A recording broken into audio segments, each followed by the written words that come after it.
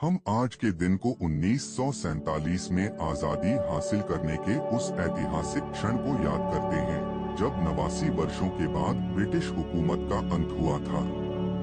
इस दिन हम अपने स्वतंत्रता सेनानियों को याद करते हैं जिन्होंने ब्रिटिश दास्ता की बेड़ियों को तोड़ने के लिए अपने प्राण न्यौछावर किए और वर्षों तक जेलों में कठोर जुल्म सहते रहे।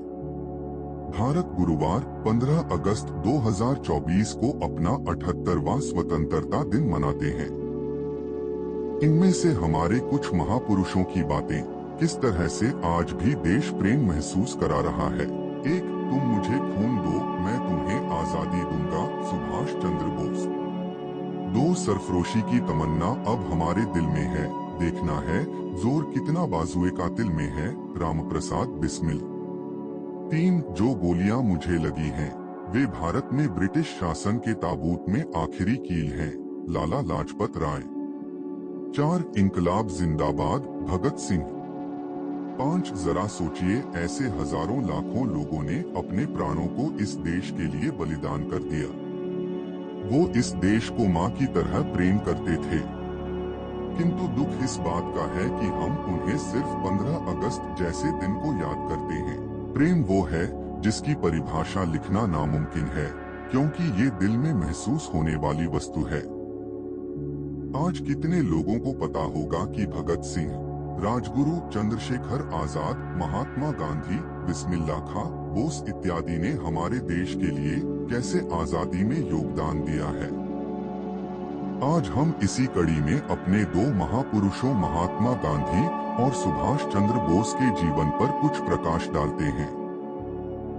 विचारधाराओं में तमाम मतभेदों के बावजूद ये दोनों महान व्यक्ति एक दूसरे की प्रशंसा करते थे और एक दूसरे का सम्मान करते थे।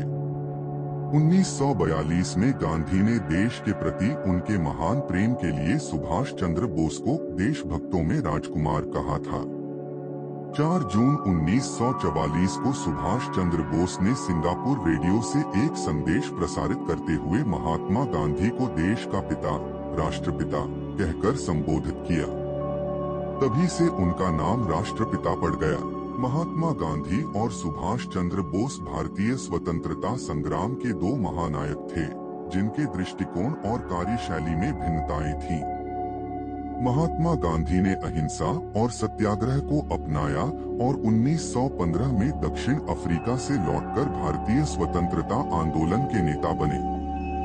दूसरी ओर सुभाष चंद्र बोस, जो गांधी जी से 28 वर्ष छोटे थे, भारतीय सिविल सेवा से इस्तीफा देकर स्वतंत्रता संग्राम में प्रवेश किया। सशस्त्र संघर्ष या ताकत में विश्वास रखते थे। नेताजी ने आजाद हिंद फौज की स्थापना करके भारत को आजाद कराने के लिए अपने जीवन का बलिदान देने को तत्परता दिखाई। 1939 में कांग्रेस के अध्यक्ष पद के चुनाव में महात्मा गांधी के समर्थक पट्टाभी सीतारामैया को नेताजी ने हराया। गांधी जी ने इस हार को अपनी व्यक्तिगत हार माना, जिससे वे दुखी हो गए। गांधी जी के इस दुख को जानकर नेताजी ने गांधी जी के प्रति अपने प्रेम और सम्मान के चलते जीते हुए पद से इस्तीफा दे दिया।